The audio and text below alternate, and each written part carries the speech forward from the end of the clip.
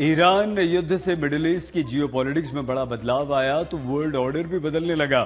Middle east में अमेरिकी सैन्य ठिकानों को निशाना बनाने के बावजूद ईरान ने अमेरिका के सहयोगी देशों को जमकर निशाना बनाया, तो दूसरी तरफ दुनिया की सबसे बड़ी सैन्य शक्ति को भी यानी कि अमेरिका को ट्रंप को ईरान ने घुटने पर ला दिया।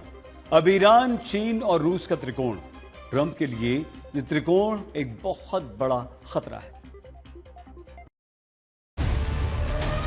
अब समझिए सुपर पावर अमेरिका के राष्ट्राध्यक्ष होने के गुमान को ईरान ने कैसे गर्दिश में बदल दिया।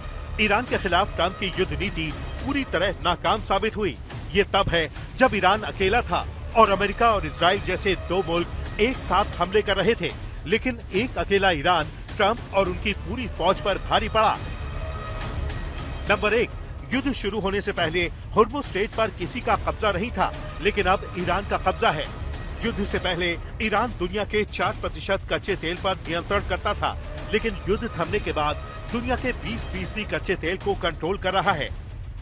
नंबर 2, अमेरिकी राष्ट्रपति ने सोचा था कि ईरान के सुप्रीम लीडर को मारकर पूरे मुल्क को धराशायी कर देंगे, लेकिन ईरान ने साबित कर दिया कि शीर्ष नेतृत्व के मारे जाने के बाद भी ईरान का सैन्य सिस्टम नहीं लड़खड़ाएगा, बल्कि और मजबूत होगा।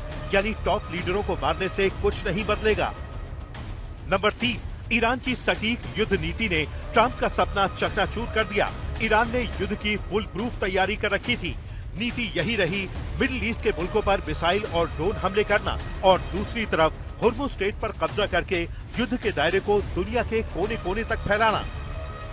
नंबर 4, अमेरिका के पास दुनिया के सबसे आधुनिक हथियार हैं। वॉरफेयर में ईरान कहीं नहीं टिकता, लेकिन ईरान ने ऐसी मिसाइल और ड्रोन की तकनीक डेवलप कर रखी है जो अमेरिका जैसी सुपर पावर से लड़ने के लिए काफी है। अपनी सधी हुई रणनीति से ईरान ने अमेरिका को युद्ध के मैदान में पस्त कर दिया, लेकिन ईरान युद्ध सिर्फ यहीं तक सीमित नहीं रहा। ईरान युद्ध ने वर्ल्ड ऑर्डर बदलने के संकेत दे दिए हैं। ऐसा क्यों, ये समझिए।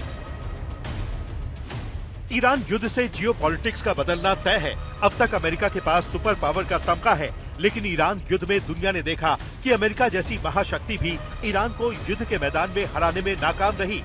मिडिल ईस्ट में अमेरिका का एयर डिफेंस सिस्टम न तो अपने एयरबेस को ईरानी हमलों से बचा सका और न ही super power America middle east में अपने सहयोगी मुल्कों की सुरक्षा कर सका। ईरान ने दुनिया के सबसे ताकतवर लड़ाकू विमान F-35 को भी निशाना बनाने में कामयाबी हासिल की, जो सुपर पावर अमेरिका के इकबाल पर सीधा सवाल है। दूसरी तरफ युद्ध विराम के बाद ईरान को एक विजेता के तौर पर देखा जा रहा है, क्योंकि युद्ध विराम ट्रंप की नहीं, ईरान की शर्तों पर हुआ है। अब मिडिल ईस्ट में ताकतवर ईरान की मौजूदगी से अमेरिका की पकड़ कमजोर पड़ना तय है, क्योंकि अमेरिका के दुश्मन रूस और चीन का दोस्त ईरान है। यानी मिडिल ईस्ट में अमेरिकी दबदबे पर लगाम लगेगी। वहीं ईरान युद्ध ने पश्चिमी देशों की एकता को तोड़ दिया, नाटो में फूट पड़ गई। पहले पश्चिमी मुल्क एक पेज पर थे, लेकिन अब नहीं है, जो अमेरिकी वर्चस्व पर आघात है।